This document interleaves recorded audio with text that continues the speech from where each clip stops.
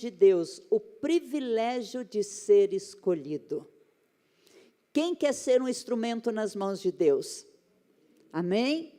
Então é um privilégio, é uma honra nós sermos escolhidos pelo Senhor. É uma honra você ter sido chamado e escolhido pelo Senhor. E olha o que diz a palavra de Deus em João capítulo 15, o verso 16. Próxima tela. Olha o que diz lá. Não foram vocês que me escolheram. Como? Não fui eu que escolhi Jesus? Não.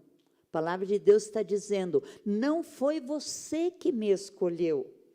Pelo contrário, fui eu que os escolhi, para que vão e deem frutos, e que esse fruto não se perca. Isso a fim de que o Pai lhe dê tudo o que pedirem em meu nome. Vamos analisar esta palavra. É Jesus falando. É Jesus falando aos discípulos, é Jesus falando para aqueles que ele tinha escolhido. Primeiro passo, não fomos nós que escolhemos o Senhor. Foi ele que nos escolheu. Não fomos nós que encontramos o Senhor na nossa jornada. Foi ele que nos encontrou. Lá no pecado, lá no vício, lá no lugar onde nós estávamos. Então ele diz, pelo contrário, fui eu que escolhi. Né? E ele nos escolheu com um propósito, ele nos escolheu por uma razão, ele nos escolheu com um desejo de que vão e deem frutos, e esse fruto não se perca. Como que um fruto pode não se perder? Pense numa árvore que está dando fruto. Como que ele não vai se perder? Aquele fruto, essa laranjeira, nenhum fruto dela vai se perder este ano. Colhendo, cuidando.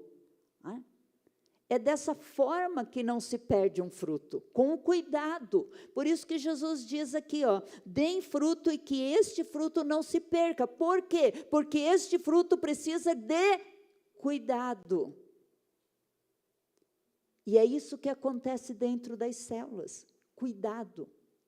E cuidar não é preciso só o pastor, não é só o líder, é cada um de nós que fomos escolhidos pelo Senhor. Cada um, se você foi escolhido por Jesus, você é um dos que tem esse encargo de cuidar, para que o fruto não pereça. Para que o fruto não se perca. E por que tudo isso? Por que Jesus não quer que o fruto se perca? Isso a fim de que o Pai lhes dê tudo o que pedirem em meu nome. Olha que privilégio. Para quem é escolhido, para quem cuida dos frutos, para quem não deixa o fruto se perder. Por isso nós vamos falar nesta noite com uma mentalidade de líder. O líder é aquele que cuida, o líder é aquele que apacenta, o líder é aquele que está disposto a ajudar, a cuidar, para o fruto não perecer. Então, o que Deus espera de um líder? Fala assim, o que Deus espera de mim que sou um líder? Mas a gente podia falar com voz de líder agora, né? Vamos lá? O que Deus espera de mim, que sou um líder. A resposta começa com algo simples, mas profundo. Deus espera que um líder assuma com seriedade a responsabilidade que ele mesmo entregou. Então, o que Deus espera de mim? Que eu assuma com seriedade, com responsabilidade, aquilo que Ele colocou nas minhas mãos. Olhe para as suas mãos. Deus tem colocado muitas coisas nas suas mãos. E o que Ele espera de você? Que você assuma com seriedade, assuma com responsabilidade tudo aquilo que Ele te deu, tudo aquilo que Ele colocou, porque é um privilégio ser chamado e escolhido e receber esses dons e talentos que Ele colocou. E essa responsabilidade, o que é essa responsabilidade que Jesus espera de nós? Essa responsabilidade são pessoas. Pode colocar a próxima tela? Esta responsabilidade é isso, pessoas. Todos nós temos contatos com pessoas. Seja vizinhos, seja amigos, seja pessoas no trabalho, seja o caixa do supermercado, todos nós temos um chamado para ser luz do mundo e sal da terra. A semelhança entre sal e luz, Jesus usa essas duas figuras para mostrar a mesma mensagem. Luz e sal transforma o ambiente. O sal transforma o sabor, dando sabor àquilo que não tem sabor.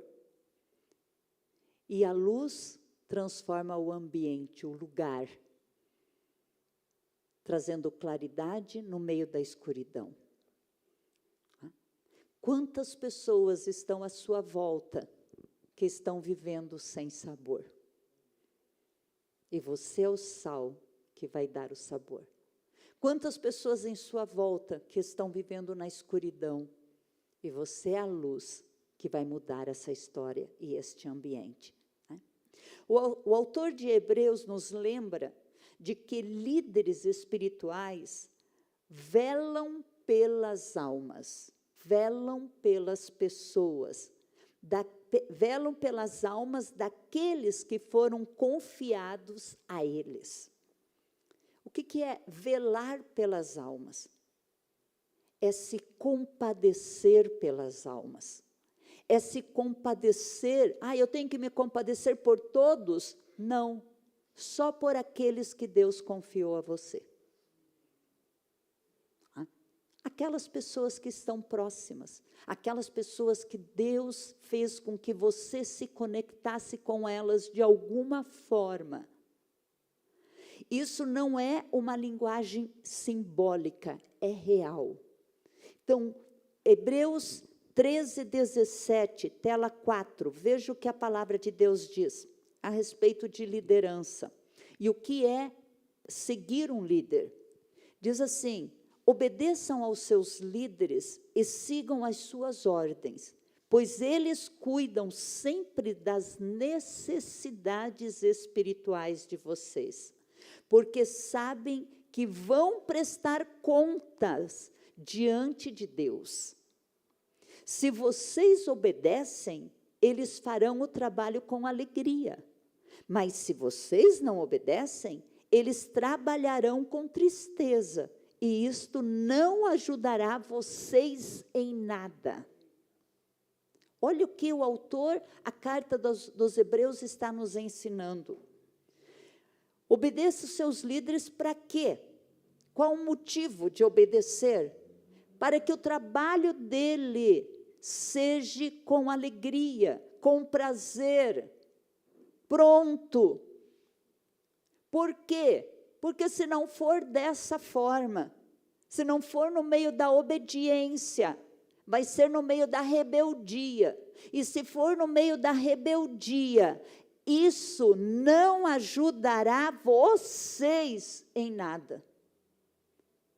Não é a questão o líder, é a pessoa mesma. Se eu me rebelo contra uma liderança, contra o meu líder, contra o meu pastor, e a Bíblia está dizendo que é para eu obedecer, então isso diz assim, isso não vai me ajudar em nada, não vai acrescentar. E aqui também está falando de visão, a visão do meu pastor, a visão do meu líder, a visão de onde eu estou. Eu preciso caminhar nesta mesma visão. Porque, queridos, se nós não caminharmos todos para o mesmo propósito, com o mesmo objetivo, e cada um puxar para um lado, ninguém vai sair do lugar. Ninguém vai sair do lugar. E aqui quando fala, obedeçam seus líderes e sigam as suas ordens, pois eles cuidam sempre das necessidades espirituais. Como é lindo ter um líder que cuida das nossas necessidades espirituais. Como o pastor Manuel acabou de dar o testemunho. Aquela pessoa que ligou para ele, estava com uma necessidade espiritual. Mas encontrou um pastor, encontrou um líder que parou por ele, que ouviu a sua dor, ouviu o seu coração e pôde colocar ali um remedinho, um óleo precioso em cima daquela ferida. É isso que a palavra de Deus está dizendo. Esses líderes, e esse líder é você. Esse líder é você, que vai cuidar das necessidades espirituais. Ah, mas eu não sou líder de célula. Eu não sou. Não, você não precisa ter o título de líder de célula. Você precisa ter o chamado de líder de célula. Porque muitas vezes tem pessoas que têm título e não têm o chamado. Mas nós que estamos aqui nesta noite, podemos não ter títulos, mas temos o chamado.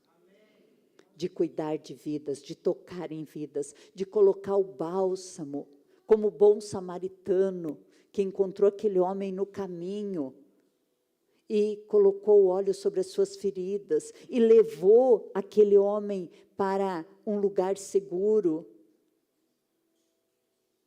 Então, é isso que Deus está buscando. Deus não está buscando pessoas que tenham títulos, ainda que faz parte, ainda que precisa para uma organização. Mas o título é só para reconhecer aquilo que você já faz. O título é apenas para reconhecer que você já é um líder. O título de um pastor, quando que um pastor, é levantado um pastor numa comunidade? Quando ele já está exercendo a função de pastor. As pessoas já reconhecem ele como um pastor. Então, ele é apenas graduado com o título. Então, você já é um líder. Talvez vai chegar o momento em que você vai ser graduado com o título. Mas antes de ter o título, você já é. Não é o título que faz o líder, é o líder que faz o título.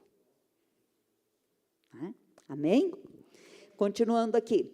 Então, precisamos entender isso e ajudar as pessoas a serem estas pessoas obedientes, para que elas possam serem abençoadas também. Deus, em sua soberania, entrega pessoas aos cuidados de cada um de nós, para que estes caminhem com elas, cuidem, corrijam, ensinem, encorajem e, sobretudo, prestem contas por elas.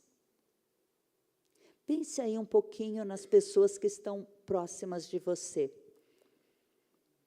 E se Deus falasse com você nesta noite e dissesse assim, você vai ter que prestar contas a mim dessas pessoas. O que nós temos feito para mudar o ambiente na vida dessas pessoas? Então, nós fomos chamados para cuidar, corrigir, ensinar, encorajar e, acima de tudo, prestar contas diante de Deus. Aquelas pessoas que sentam ao seu lado na célula, aquelas pessoas que sentam ao seu lado no culto, aquelas pessoas que de repente você tem amizade, joga futebol, aquelas pessoas que de repente você tem amizade para tomar um café da tarde, aquelas pessoas que estão dentro da sua casa como seus filhos, seu esposo, sua esposa. Tudo isso é relacionamento. E aonde há relacionamento, vai sempre haver alguém que Deus quer usar para abençoar esta pessoa.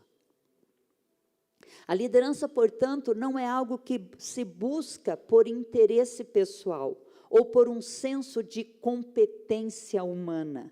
Ah, eu sou um líder melhor que você. Ah, não, o meu trabalho é melhor que você. Não, a liderança é um chamado,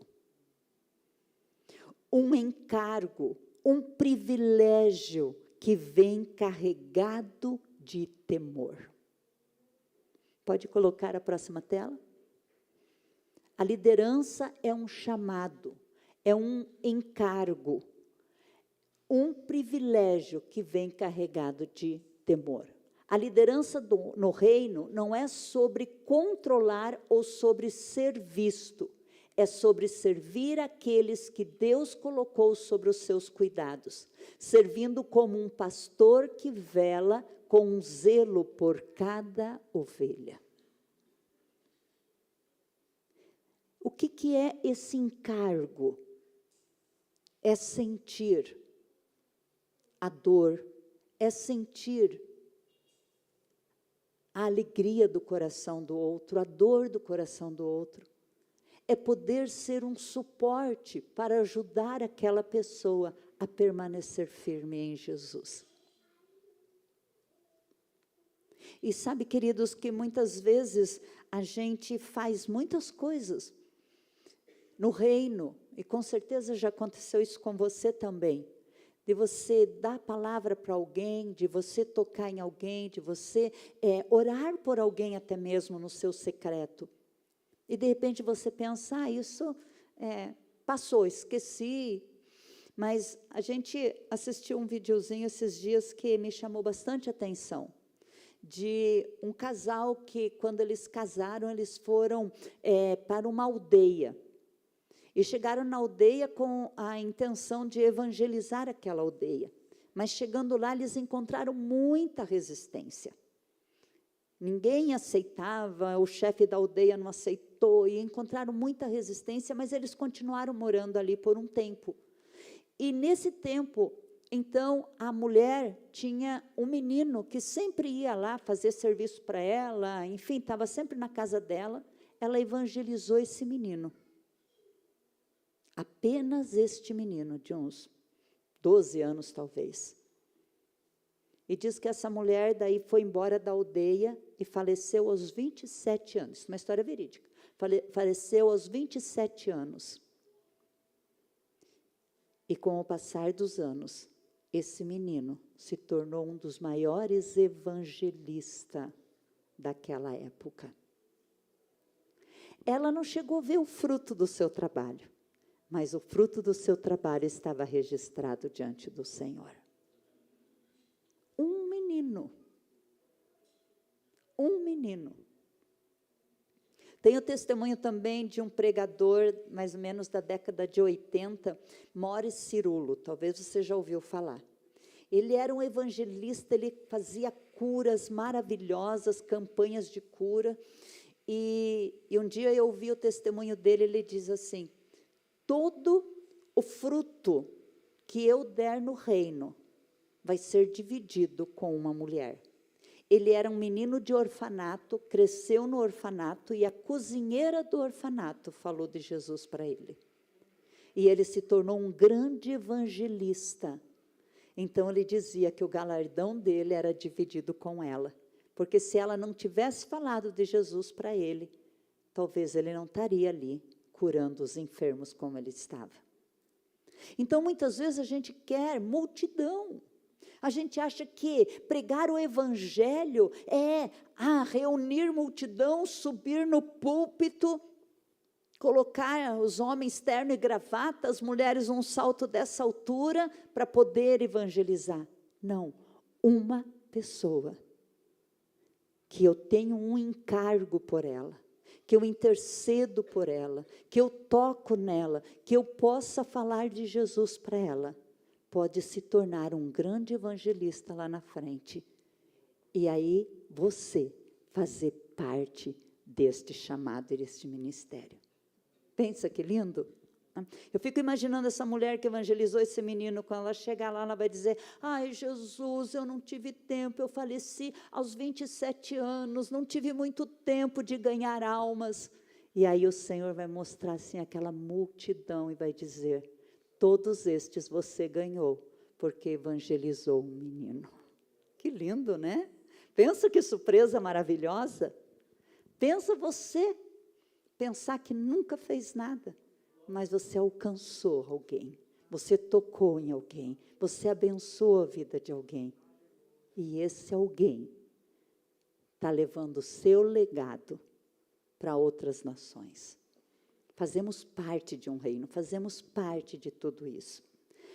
A liderança, quando Deus chama alguém para liderar, Ele também está confiando a essa pessoa a responsabilidade de amar e conduzir parte do seu povo. A liderança no reino não é sobre controlar ou ser visto, é sobre servir aqueles que Deus colocou aos seus cuidados. O líder, segundo o coração de Deus, não começa perguntando: o que vou fazer? Ai, Deus, o que vou fazer no reino? O que vou fazer nesta célula? Mas ele começa perguntando: quem são aqueles que o Senhor me confiou? E a pergunta é: quem são aqueles que Deus confiou a você? Pensa lá na sua célula. Ah, não, mas eu não sou o líder é o Gilson, é a Rosineide. Não. Deus confiou essas pessoas para todos vocês que fazem parte desta liderança. Lembre-se que você é um líder. Olhe ao redor e veja quem está caminhando com você. Pode ser na célula, pode ser na sua casa, na sua família, na sua equipe. Pode ser uma geração inteira que Deus está entregando em suas mãos. Antes de qualquer projeto, o que Deus espera de um líder é que ele reconheça que sua principal responsabilidade tem nome, tem rosto e tem alma. Pode pôr a próxima tela? Esta é a sua responsabilidade como filho e filha de Deus. Aliás, essa é a nossa responsabilidade como filhos de Deus. É uma responsabilidade que tem nome, tem rosto e tem uma alma, que precisa ser salva, que precisa ser ganha. O que ele entende, que ele entenda que a liderança não começa com tarefas, mas com pessoas confiadas por Deus, para serem amadas, cuidadas e conduzidas com temor e fidelidade. Pode pôr o próximo.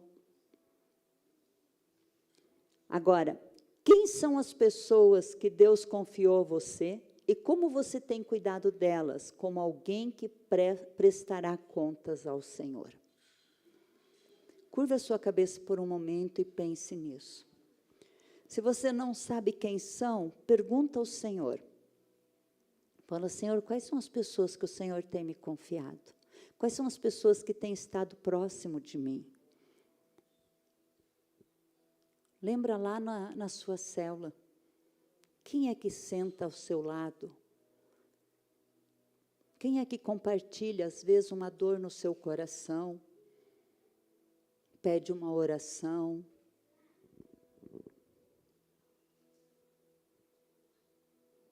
Senhor Jesus, revela agora a cada um, Senhor. Quem são aqueles que o Senhor tem confiado? Quem são aqueles que o Senhor tem entregado na vida de cada um que aqui está? Porque o Senhor nos criou para sermos líderes, para tocar, para, Senhor, fazer a diferença no ambiente onde nós estamos, através de Cristo Jesus. Amém. Amém, Jesus. Então, continuando aqui, servir com o amor de Cristo. A verdadeira grandeza no reino de Deus não está em quem é servido. E o interessante é que a sociedade diz que o mais importante é quem é servido. Mas a palavra de Deus e Jesus nos ensinou que o mais importante é aquele que serve.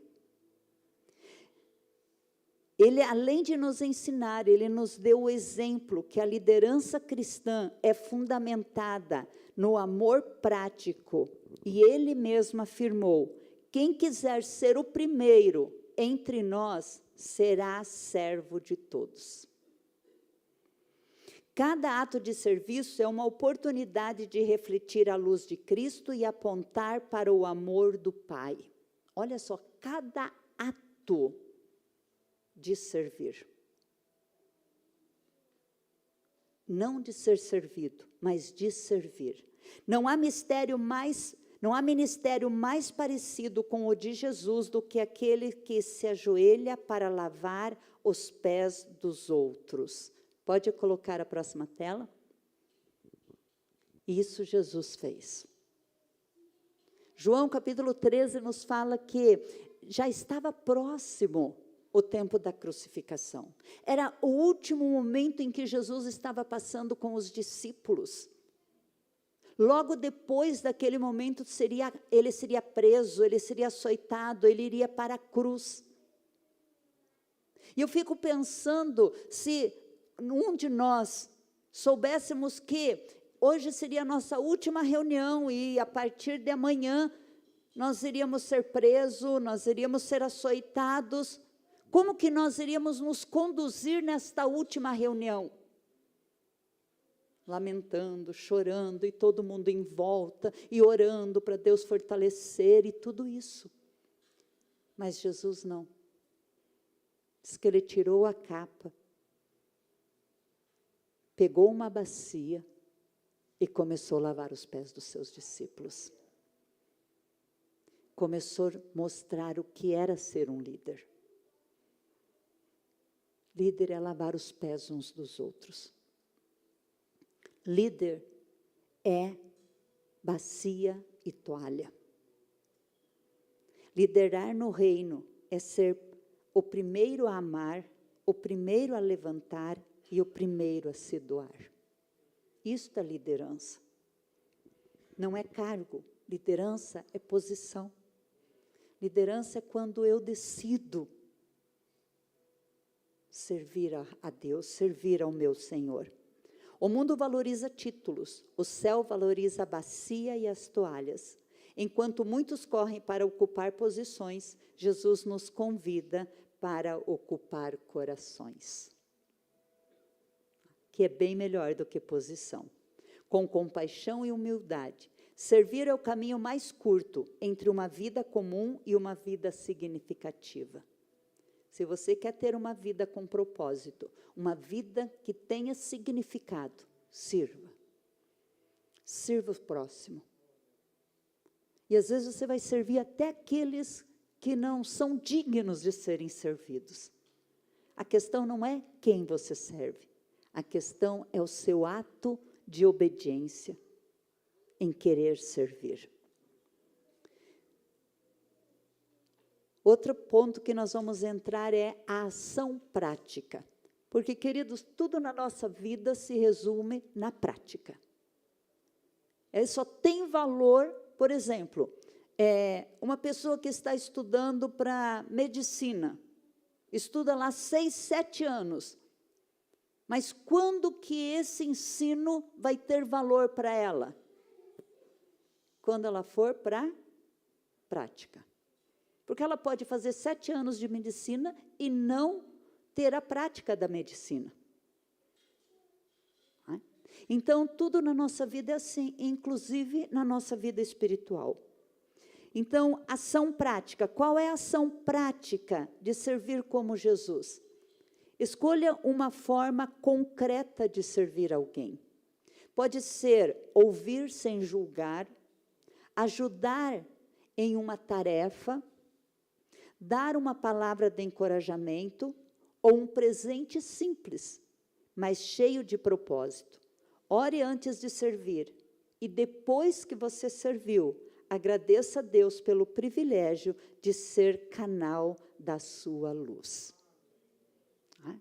Quem vai ter esta ação prática essa semana? Olha, tudo bem que está meio tímido esse amém, né? Mas, amém, assim seja, que seja assim. Vamos lá, santidade como estilo de vida. A santidade não é um evento. Hoje, essa semana, nós vamos ter a Semana da Santidade. A campanha da santidade. Não, santidade não é um evento, mas uma jornada contínua de separação para Deus. É mais do que aparência externa, é pureza de pensar, falar, agir e liderar, mesmo quando ninguém está vendo. A santidade, ela é mais poderosa no momento em que ninguém está me vendo do que quando eu estou assim, no meio de todos. Porque ela vai se manifestar lá. Lá onde eu penso que ninguém está me vendo. Mas a palavra de Deus diz que os olhos do Senhor estão sobre os filhos, sobre nós. Deus nunca chamou seus filhos para viverem de uma forma comum, mas para refletirem seu caráter. A santidade é o solo onde a autoridade espiritual floresce. A palavra nos ensina que sem santidade ninguém verá o Senhor. Que os verdadeiros líderes são aqueles cuja vida secreta é coerente com o que pregam publicamente. Pode pôr a próxima tela. Aí começa, não, é essa mesmo. Santidade como estilo de vida começa no secreto. Aonde começa a santidade? Aqui, no secreto. Aonde ninguém está vendo. Mas aonde eu estou derramando a minha alma, o meu coração, aonde eu estou confessando as tentações. Porque, queridos, todos têm tentações. Todos precisam lutar contra pensamentos. E aonde a gente vence isso? No secreto. No secreto, na presença do Senhor. O Salmo 24, 3 diz assim: quem subirá ao monte do Senhor? Quem há de permanecer no seu santo lugar? O que é limpo de mãos e puro de coração.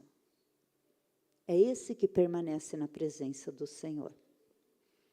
Pode mostrar a próxima tela? Ação prática. Vamos lá, para ação prática. Identifique algo que esteja enfraquecendo a sua sensibilidade espiritual. O que está enfraquecendo a minha sensibilidade espiritual? Nesses dias, nesses últimos dias, entretenimentos, relacionamentos que não são saudáveis, hábitos, distrações. Renuncie com intencionalidade e troque esse tempo por um momento de consagração, louvor, leitura bíblica ou silêncio diante de Deus. Pense aí um pouco. Curve a sua cabeça por um momento e pense. O que está te afastando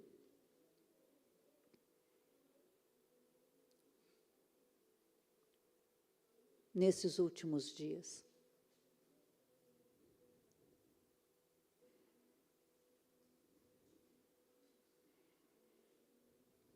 Senhor, que esta ação prática, Senhor, possa acontecer na nossa vida. Que o Espírito Santo possa continuar falando com cada um de nós, nos revelando, Senhor, aquilo que precisamos buscar no secreto, aquilo que precisamos deixar no secreto, aquilo que precisamos estar diante de Ti, ó Pai, para a Tua glória, Jesus. Amém, amém. Outro ponto que nós vamos ver é formando líderes para o reino. Deus não te chamou para ser um fim em si mesmo, para plantar para si, mas te chamou para ser um multiplicador. Nós somos multiplicadores. Você percebeu que tudo na natureza é multiplicado, tem a ação multiplicadora? Uma semente tem uma ação multiplicadora. os peixes, as aves. O próprio ser humano tem uma ação multiplicadora. Aí, de repente, quando você casou, era só você e seu esposo. Hoje, vocês são em quantos dentro da casa? Isso é uma ação multiplicadora. Então, há essa natureza dentro de nós. E dentro da nossa liderança, como aqui todos nós somos líderes, também existe essa ação multiplicadora na minha e na sua vida. Ah, mas como que eu não consigo? Eu não consigo multiplicar, eu não consigo gerar líderes, eu não consigo fazer outra liderança. Não, não é que não consegue. Talvez seja porque você não parou para pensar sobre isso. Talvez seja porque você não arregaçou as mangas para pegar na massa e trabalhar sobre isso. Porque essa natureza já está dentro de nós. Deus já nos fez assim, Deus já nos chamou assim. Então, nós temos este chamado para multiplicar. Investir em outros líderes é perpetuar o reino além do seu tempo. Como a mulher que eu contei, ela perpetuou o seu chamado, ela gerou, ela multiplicou através daquela criança, através daquele menino. Não caiu no esquecimento, ela não passou por este mundo, por esta terra, simplesmente nasceu, viveu e morreu, sem deixar uma continuidade. Deus está te chamando para você deixar continuidade, para você deixar herança, herança no reino, herança de líderes, herança de pessoas que você pode gerar para se tornar um líder. Ele nunca teve a intenção de que fôssemos recipientes estagnados de conhecimento. E tem muitas pessoas que se tornam isso.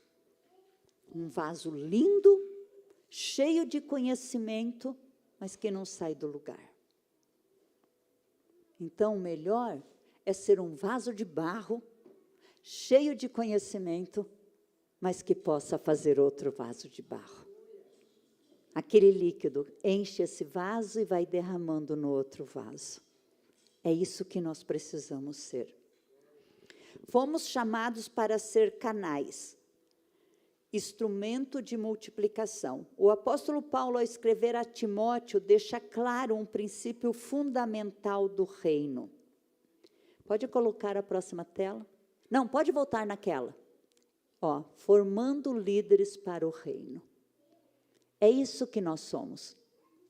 Os discípulos que Deus coloca, as pessoas que Deus coloca próximos de nós, é para nós fazermos isso, para levar essa pessoa até o patamar que nós estamos.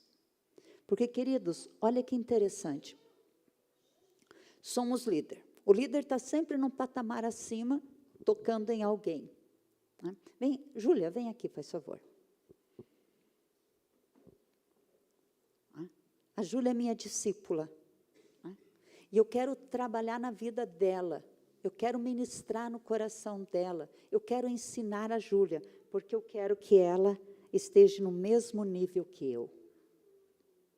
Só que automaticamente, quando a Júlia subir para o mesmo nível que eu vou precisar subir um nível acima. E eu vou continuar amando, eu vou continuar servindo, eu vou continuar desejando que ela cresça agora no próximo nível, porque cada nível é maravilhoso, cada nível é cheio de revelação.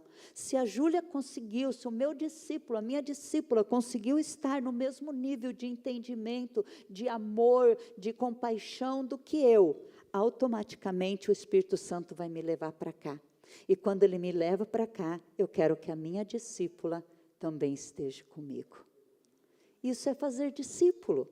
Fazer discípulo é querer que ele se torne igual, esteja no mesmo nível que eu. Não é ficar com medo que ele vai tomar o meu lugar. É aquilo que o Mário falou, que ele se torne melhor do que eu. E depois que a minha discípula está aqui, aí eu também posso voltar aqui e pegar outro discípulo e levar lá.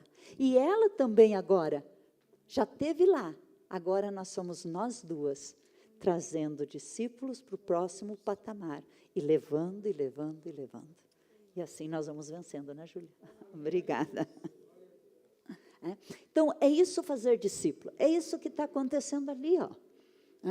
Eu quero que você esteja no mesmo ponto que eu vou orar para isso, eu vou jejuar para isso, eu vou tomar café com você para isso. Isso é o servir, isso é trazer a pessoa para o mesmo nível. A liderança cristã deve ser replicada. Não se trata de acumular influências, mas de transmitir valor, caráter e visão. Jesus, o maior líder de todos, investiu maior parte do seu ministério em 12 homens.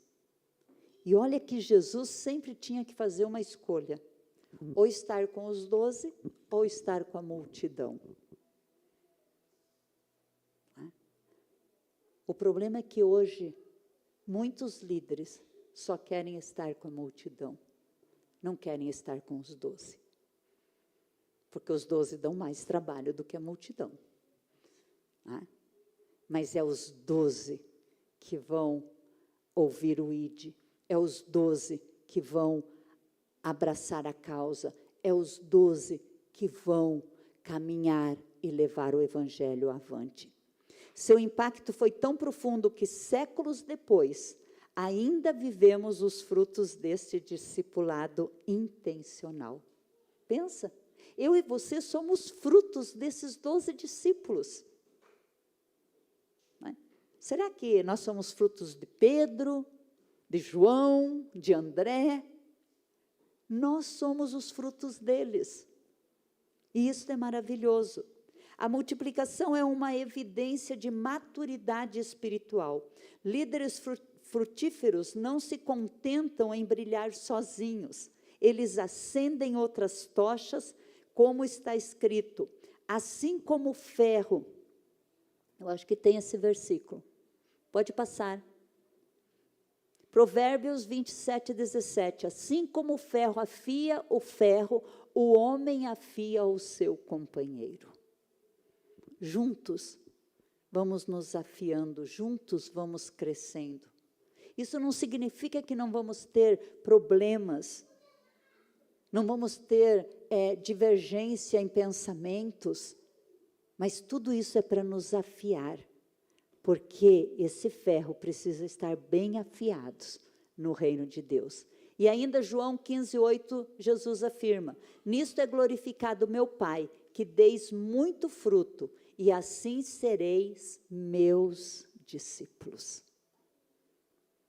Havia uma condição para ser discípulo de Jesus, dar muitos frutos. Não se trata de um projeto pessoal, mas de uma estratégia eterna de expansão do reino. Formar líderes é garantir que a obra continue, mesmo quando você não estiver mais presente. É liderar como uma visão que ultrapassa a própria geração. Liderança é influenciar. Pode passar o próximo? Liderança é isso. Liderança é influenciar. Você acha que esse líder está influenciando a sua equipe? Sim ou não? Está influenciando, né? Influenciando no jeito de andar, influenciando na maneira de se vestir. Há uma influência. Aí você vai, então os meus discípulos vão ter que andar tudo igual a mim? Não, aqui nós temos uma figura no físico, mas no espiritual, eles se parecem com você. Quando você passa essa unção, essa essência que está em você. Então, nós podemos ver ação prática para este momento também. Pode passar. Ação prática. Ore por 3 pessoas que Deus possa estar chamando para perto de você. Você teria 3 pessoas agora? Pense aí um pouco. Peça discernimento e sensibilidade para reconhecer aqueles que estão prontos para crescer. Em seguida, escolha uma dessas pessoas e inicie um relacionamento intencional de mentoria. Que é mentoria? É estar junto, é ensinar, é orar junto, é ler a Bíblia junto se for preciso, é estar motivando. Pode ser um encontro para ouvir, um convite para orar juntos ou um café com propósito espiritual. Lembre-se, discipular é caminhar junto. E como último tema, eu quero falar sobre o legado. Um legado para a eternidade. Queridos, tudo que nós fazemos no reino não termina aqui, é para a eternidade. Uma geração contará a outra geração a grandiosidade dos teus feitos, ó Senhor, diz o Salmo 145:4. O verdadeiro legado que deixamos não está nas posses, nas riquezas que acumulamos, mas na fé que plantamos nos corações. Quando escolhemos viver para a glória de Deus, estamos preparando um caminho para que os outros o conheçam também, o amem também e sigam também. Jesus nos ensinou que frutos verdadeiros são os que permanecem. A boa notícia é, pode passar. Não, antes dessa. A próxima. Aí, sabe qual é a boa notícia? Vamos ler junto qual é a boa notícia? Deus escolheu você. Essa é a boa notícia. Para esta jornada maravilhosa no reino. Dá boa notícia para quem está aí ao seu lado. Isso mesmo, você é mensageiros de boas notícias.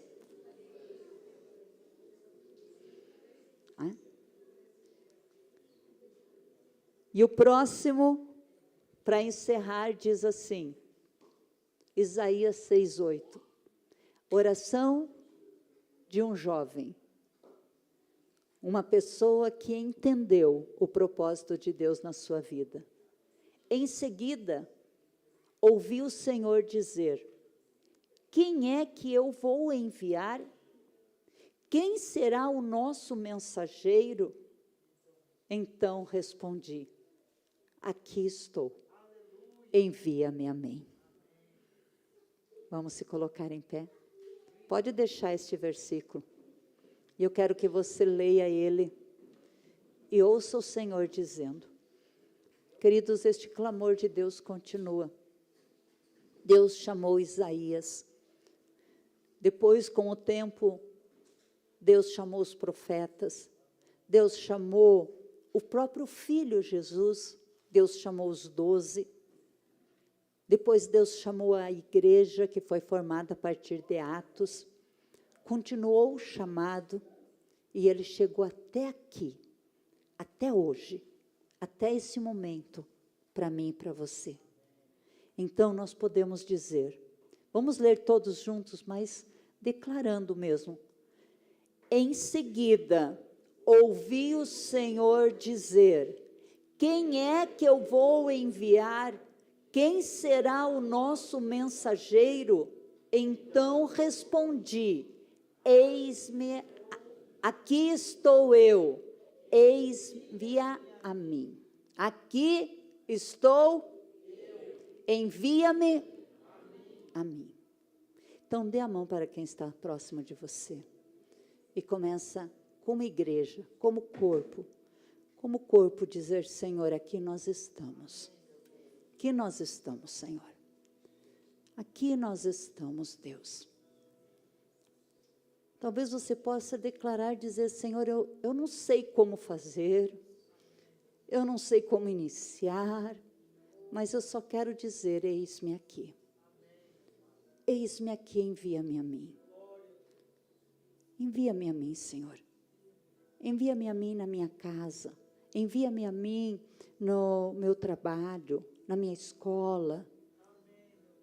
Eu quero, Senhor. Sinta a chama do Espírito, ouça a voz do Senhor dizendo: a quem enviarei? Quem há de ir por nós? O Senhor continua perguntando, porque o mundo continua perdido, as pessoas continuam nas trevas, na escuridão, a vida das pessoas estão sem sabor, ao ponto de, primeiro pensamento é acabar com a sua própria vida, porque não tem luz, porque não tem sabor. E nós aqui, queridos, numa mesa tão farta, de alimentos tão deliciosos, de momentos tão especiais com o Espírito Santo.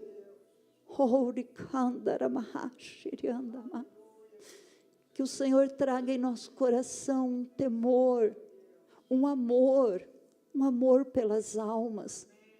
Que nós possamos dizer: Senhor, eu quero amar as almas como o Senhor ama. Envia-me a mim, Senhor, envia-me a mim, Senhor. Eis-me aqui, Jesus. Eis-me aqui, Senhor.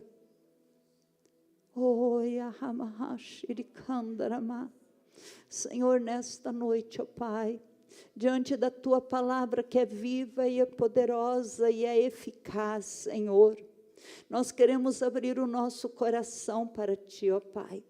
Nós queremos declarar, Senhor, que a vida de Cristo está em nós, que o poder do Espírito Santo está em nós, e que nós já fomos, Senhor, capacitados, ó Deus, para a boa obra. O Senhor já nos capacitou, somos ministros, Senhor, desta nova aliança, e nós queremos, ó Pai, em nome de Jesus, declarar vida do Teu Espírito, Senhor, que venha vivificar este chamado que cada um de nós temos de dar frutos, e o nosso fruto permaneça. Senhor, obrigado, ó Deus, por estas pessoas, por estes irmãos que aqui estão, com coração desejosos de avançar, e cada coração, Senhor, te responde nesta noite: